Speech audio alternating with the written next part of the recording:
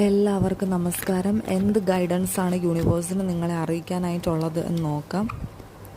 8 of cups ആണ് വന്നിട്ടുള്ളത്. നിങ്ങൾ മൂവ് ഓൺ ചെയ്യേണ്ട സമയമാണെന്ന് കാണിക്കുന്നുണ്ട്. നിങ്ങൾക്ക് വളരെയധികം ആഗ്രഹമുണ്ട് മൂവ് ഓൺ ചെയ്യാനായിട്ട്, പക്ഷേ നിങ്ങൾ ഇപ്പോഴും അതിൽ തന്നെ സ്റ്റക്ക് ചെയ്തിരിക്കുന്നതായിട്ട് കാണിക്കുന്നുണ്ട്. അപ്പോൾ അത് മാറ്റി വെക്കണം. നിങ്ങൾക്ക് നിങ്ങളുടെ ലൈഫിൽ മീനിങ് ഫുള്ളായിട്ടുള്ള കാര്യങ്ങൾക്ക് വേണ്ടിയിട്ട് നിങ്ങൾ സെർച്ച് ചെയ്ത് കണ്ടുപിടിക്കണം എന്ന് ഇവിടെ കാണിക്കുന്നുണ്ട്. ഇപ്പോൾ ഒരു സ്പിരിച്വൽ ഇമോഷണൽ ഗ്രോത്തിൻ്റെ സമയമാണ്. വിട്ടുകളയേണ്ടത് വിട്ടുകളയുക തന്നെ വേണം എന്നാണ് ഇവിടെ യൂണിവേഴ്സ് അറിയിച്ചിട്ടുള്ളത്.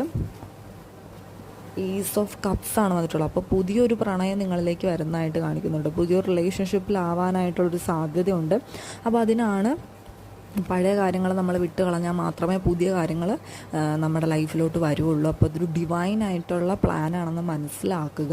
അപ്പോൾ അത് നിങ്ങളുടെ ഇൻറ്റ്യൂഷൻ ശ്രദ്ധിക്കുക. അതിലൂടെ ഒരുപാട് സൈൻ നിങ്ങൾക്ക് തരുന്നുണ്ട്. അപ്പോൾ ന്യൂ ബിഗിനിങ് നിങ്ങളുടെ ലൈഫിൽ വരാനായിട്ട് പോകുന്നതായിട്ട് കാണിക്കുന്നുണ്ട്.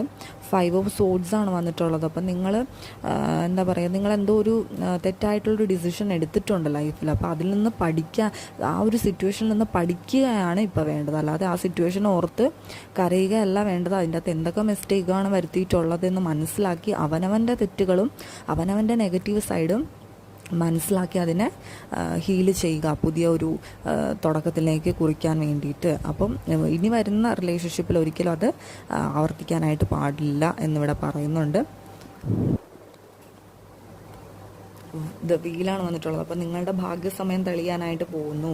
ആർക്കേഞ്ചൽ മൈക്കിളിനെ വിളിച്ച് പ്രാർത്ഥിക്കുക. പോസിറ്റീവ് ചേഞ്ചാണ് വരാനായിട്ട് പോകുന്നത്. ഇനി എല്ലാം നല്ല രീതിയിൽ തന്നെ നിങ്ങൾക്ക് നടക്കും. നിങ്ങളുടെ കൂടെയാണ് ഭാഗ്യമുള്ളത് എന്ന് തന്നെയാണ് ഇവിടെ കാണിക്കുന്നത്. ധൈര്യമായിട്ട് മുന്നോട്ട് പോകാനായിട്ട് പറയുന്നുണ്ട്.